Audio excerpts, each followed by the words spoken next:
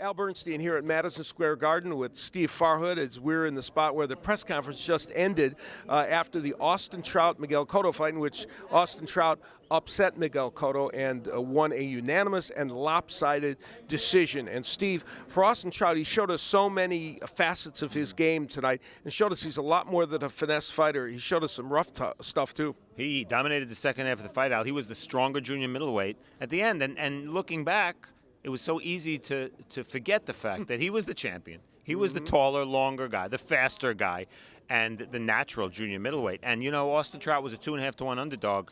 It's sort of refreshing to see that you still can get these kind of upsets and anything can happen in the ring. A year of upsets in boxing, yes. And it continues with this fight. Well, let's go back now to when the press conference was held here, and we'll let you hear what the two fighters had to say. It was a good fight. Cotto is a great champion. He's strong. You know, he doesn't miss a step. He comes on, he comes back, he comes fast. And for me to be able to beat a fighter like Miguel Cotto is just an honor in itself.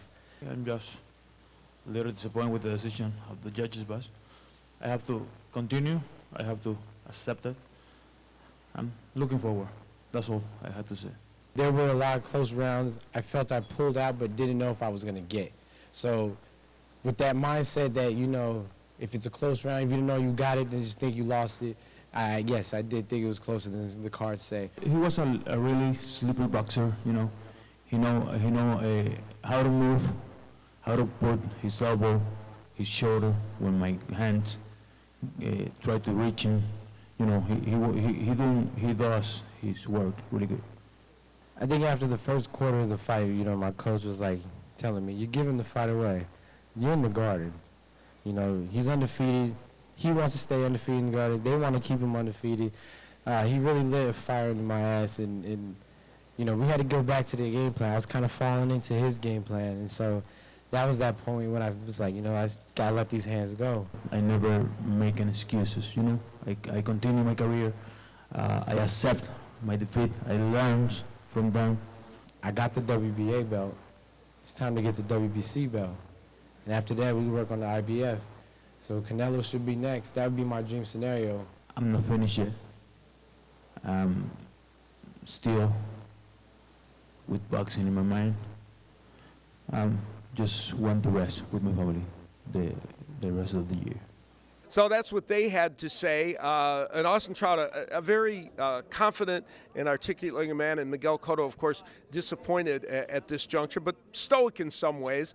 Let's spin forward now. Yeah. Cotto was supposed to fight Saul Alvarez, who was in the arena tonight. Second time he showed up for a fight, thinking looking glum. Yeah, looking a little glum because he thought he was going to have a pay-per-view match against Miguel Cotto, who brings those 300,000 or 400,000 sales of pay-per-view from Puerto Rico. Right. Instead, Austin Trout won the fight.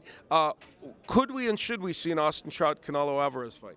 Well, I think we should. Yep. Now, whether it makes the business sense or not is to be determined by people with a lot smarter than me when it comes to the boxing business. But I think, to me, the more interesting future is Cotto.